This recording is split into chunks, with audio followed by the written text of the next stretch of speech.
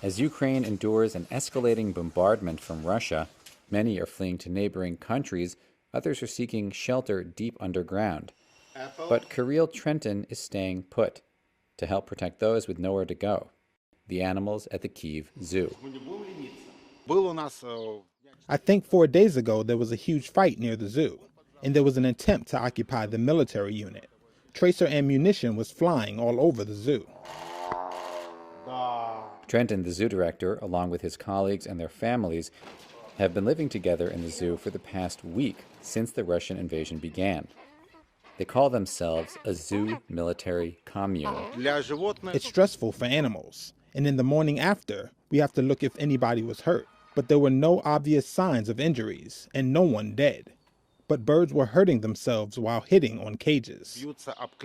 Trenton says the zoo houses 200 species and nearly 4,000 animals.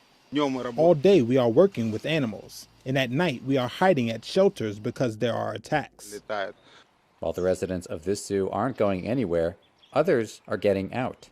A Polish zoo official said a truck carrying 6 lions, 6 tigers, 2 caracals, and an African wild dog from a sanctuary east of Kyiv reached Poland on Thursday after a 2-day drive to escape the Russian invasion.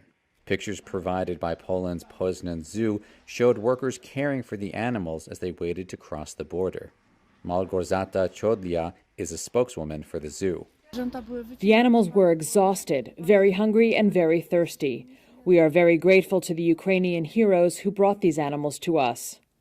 Chodlia told Reuters that the animals had been taken to the border by a driver and 3 older men with no experience handling wild animals and who had now gone back to Kyiv to defend their city.